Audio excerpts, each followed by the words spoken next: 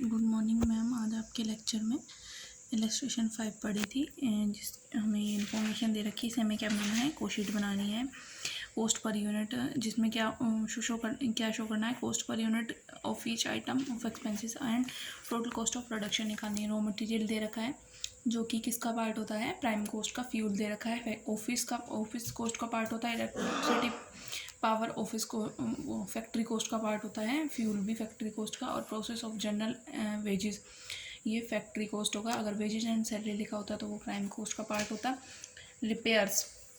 Repairs हमारे factory cost का part होंगे। कैरियज इनवर्ड प्राइम कॉस्ट का पार्ट होगा। लाइट एंड वाटर फैक्ट्री का। ऑफिस सैलरी ये ऑफिस कॉस्ट का पार्ट होगा। एडमिनिस्ट्रेटिव ऑफिस लिखा है तो ऑफिस का ही। यूनिट मैन्युफैक्चर्ड, ये हमें बता रखा है कितनी यूनिट मैन्युफैक्चर हुई, 40,000। और उसके बाद हमें रेंट दे रखा है 4,000 का, जो कि फैक्ट्री का है। टैक्स एंड इंश्योरेंस ये भी फैक्ट्री कॉस्ट का पार्ट है। डेप्रिसिएशन ऑन मशीनरी ये किसका पार्ट होगा, फैक्ट्री कॉस्ट का।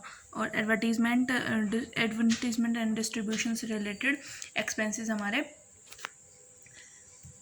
ये हमें दे रखे हैं। Advertisement, salary to sale agent, carrier to on sale. जब हम कॉस्ट ऑफ प्रोडक्शन में एडवर्टीजमेंट एंड डिस्ट्रीब्यूशन से रिलेटेड एक्सपेंसेस को जोड़ देते हैं तो हमारी टोटल कॉस्ट आ जाती है। अब इसके अकॉर्डिंग हम क्या करेंगे, कोशीट बनाएंगे। कोशीट आउटपुट हमें दे रखा था 40,000 का, रॉ मटेरियल दे रखा है हमें 56,000 का, ठीक है। उसके बाद हमें कैरियज इनवर्ड दे रखा था, ये रहा 4,000 का। तो हमारा कितना मटेरियल कंज्यूम हुआ, टोटल 60,000 का। अब उसमें हमने यहाँ पे दे रखा था प्रोसेस एंड जनरल वेजेस, कितनी है 1,26,000 की। वो ऐड कर देंगे तो कितना आ जाएगा, प्राइम कॉस्ट आ जाएगी। उसके बाद अब जब हम प्राइम कॉस्ट में फैक्ट्री से रिलेटेड एक्सपेंसेस को जोड़ देते हैं तो हमारी फैक्ट्री कॉस्ट या वर्क कॉस्ट आ जाती है। वर्क ओवरहेड में हमने क्या जोड़ा, फ्यूल, इलेक्ट्रिसिटी, पावर। अच्छा, उसके बाद हमने जोड़ा लाइट एंड वाटर। और फिर हमने रेंट जोड़ा, टैक्स एंड इंश्योरेंस जोड़ा, हमारा ये आ गया वर्क कॉस्ट। इन सबको टोटल करने के बाद प्राइम कॉस्ट में ऐड कर दिया तो ये है 2,18,000।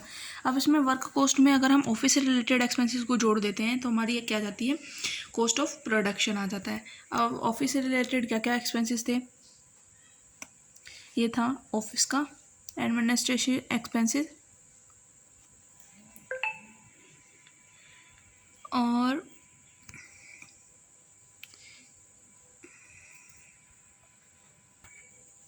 हमें यहाँ पे ऑफिस की सैलरी दे रखी है 14,000, तो हमने वो जोड़ दिया 14,000 और 10,000, तो कॉस्ट ऑफ प्रोडक्शन आ गया 2,42,000। अब हम कॉस्ट ऑफ प्रोडक्शन में जो एडवर्टीजमेंट एंड सेलिंग डिस्ट्रीब्यूशन से रिलेटेड ओवरहेड जोड़ देते हैं तो हमारी टोटल कॉस्ट आ जाती है। अब सेलिंग एंड डिस्ट्रीब्यूशन से रिलेटेड क्या क्या एक्सपेंसेस हमारे दे रखे थे, ये रहे।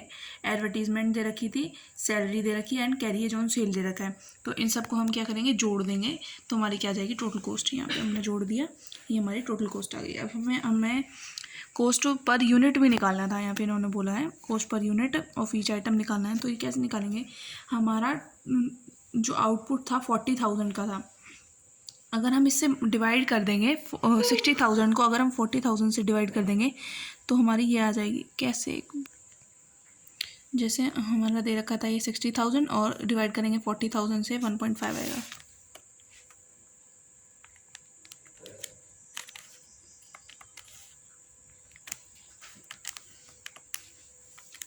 1.5 आया, 1.5 लिख लिया। ऐसे ही 1,26,000 को अगर हम डिवाइड करेंगे 40 से तो ये हमारी सारी निकलती जाएगी।